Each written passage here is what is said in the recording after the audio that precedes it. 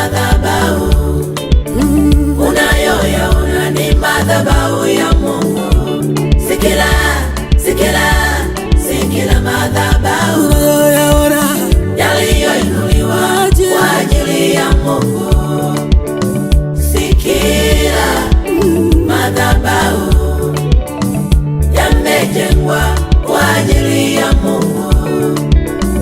Mengine ni najisi, mengine yamenajisiwa.